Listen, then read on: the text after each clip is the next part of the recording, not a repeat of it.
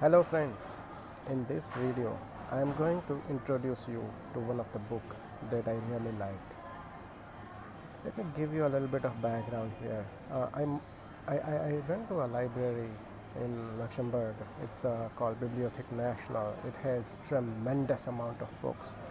Um, I usually don't do this, but I was going through one of the section that kind of randomly I moved in the section. I was just looking around and found one book that just looked interesting.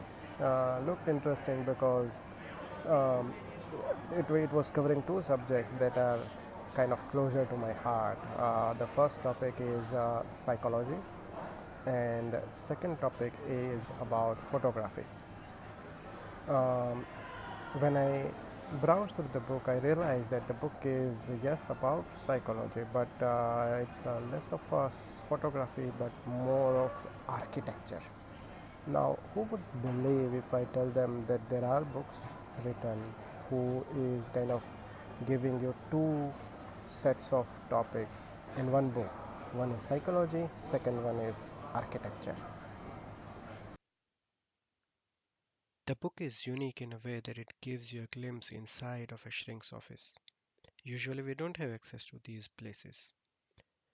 Let's turn a few pages and have a look inside the book. Oh my god, I just love this photograph.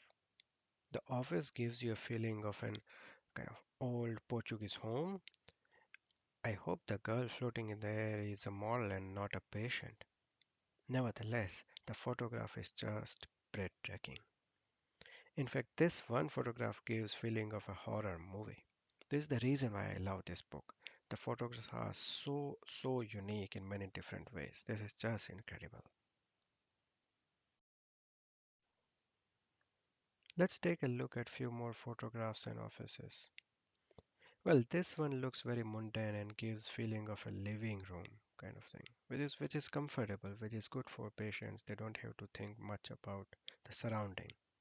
On the other hand, this office is quite exquisitely decorated and has a very upscale feeling, which sometimes throws off the patients, right? I mean, it's too much to absorb. The name of the psychologist is Naomi J. Davidson, and she actually confessed that the place sometimes throws off the patient because of the exotic interior of her office.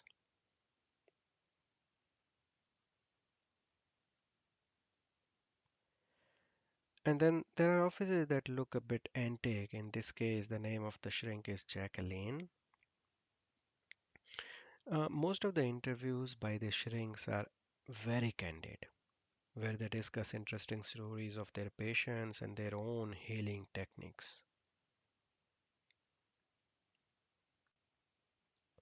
They sometimes share stories related to how they felt in the process of healing specific patients. Some of them goes one step further and even share analysis of their own psychology. And that's where it becomes really interesting. Then there are shrinks who use alternative methods of therapy. For example, this shrink uses her creativity in art as a method of healing. Her name is Maria Tavers. She creates sculptures and paintings, and she keeps these art forms inside her office, as you can see here. When some of her patients see this, they start discussion and get inspired by it, and they start making their own art forms. And it is not necessary that the patient also use the painting and sculpting. Some of them make music or tries to dance. But the point is that these alternative methods of therapy also work in healing patients. That is interesting.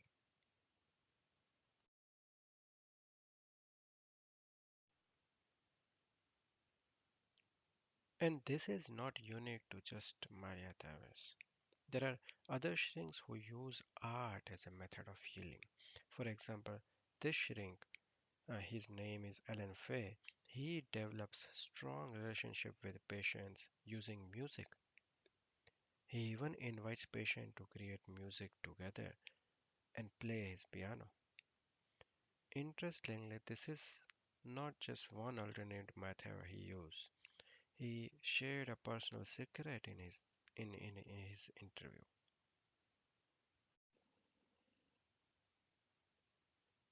He talks about not his own method, but the therapist who was helping him to overcome his inhibitions. The therapist seemed to be using a classic method of management that if you want to manage something, you start measuring its performance. And that will force you in a positive way to improve.